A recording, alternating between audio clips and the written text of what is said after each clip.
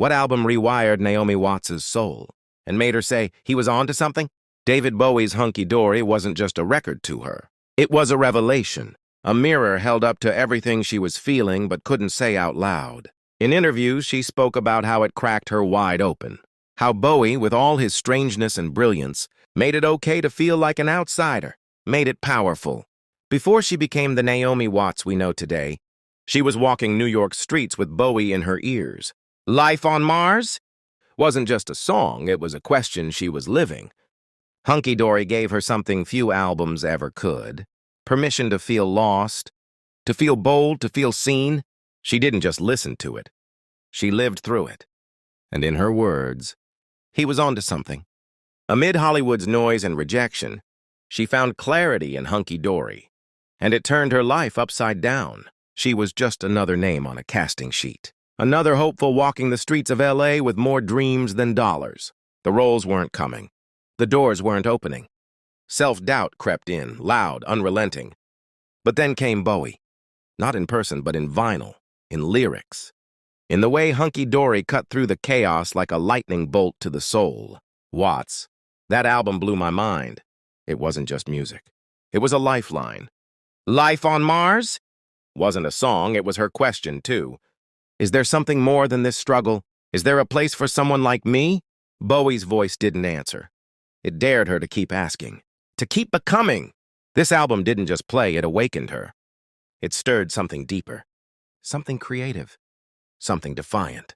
It gave her the courage to be strange, to be sensitive, to be unshakably real in a business built on masks. Years later, when she talks about Hunky Dory, you don't just hear admiration, you hear gratitude.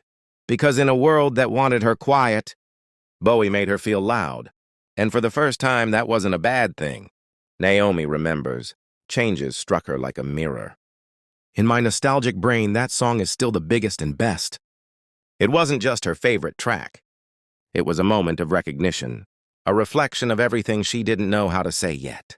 That feeling of becoming someone else, of not quite fitting into the space you used to inhabit. She heard Bowie wrestling with identity, shifting gears mid-sentence, embracing contradictions like armor. He didn't just sing about transformation, he was transformation. Every note was a declaration that change wasn't weakness, it was power. At the time, Naomi was in flux herself. She had left behind the comfort of familiarity, moved from England to Australia, then from Australia to L.A. She was 20-something, broke, overwhelmed, and invisible. Just another face in casting rooms full of polished smiles and practiced lines, trying to make it in a town that didn't notice you until someone else did first. But then came Hunky Dory, and changes felt like someone had finally explained what she was going through. The fear, the excitement, the discomfort of growing, the ache of letting go of who you used to be just to have a shot at becoming who you might be. Bowie's voice cut through the silence of all that doubt. And it didn't whisper, it roared. Turn and face the strange. For Naomi, those 5 words were more than a chorus. They were a dare, a challenge to stop chasing perfection and start chasing truth. In a world that asked women to stay one thing, Bowie taught her to be many, to shapeshift, to risk it, to be soft and dangerous at the same time. Looking back, she doesn't just credit Hunky Dory with getting her through hard times. She credits it with helping her become someone bold enough to step into the roles that would one day define her. Before Mulholland Drive, before the Oscar nods, before any of it, there was Hunky Dory, and a girl who heard changes for the first time and finally felt seen. Amid Hollywood's noise and rejection, she found clarity in Hunky Dory, and it turned her life upside down.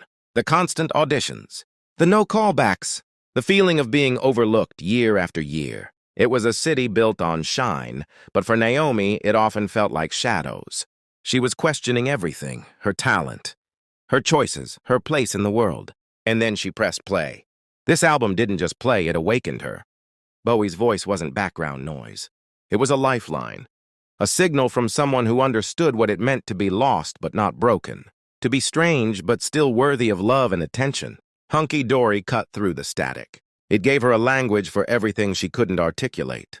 The identity shifts, the loneliness, the quiet rebellion of refusing to conform. Where others saw failure, Bowie saw possibility.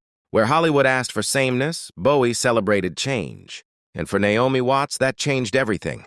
Because Hunky Dory didn't offer comfort. It offered courage. Here's to David Bowie's Hunky Dory. An album. A revolution. A life changer. Not just for the world. For her.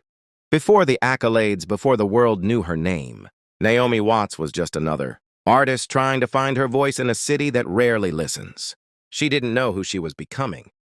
Only that the old version of herself didn't quite fit anymore. And then came Hunky Dory. It wasn't loud or flashy. It didn't beg for attention. But it landed like a truth bomb. Quiet, strange, poetic. A strange little masterpiece that seemed to whisper, "It's okay to not know who you are yet. Just keep going." Naomi listened, again and again,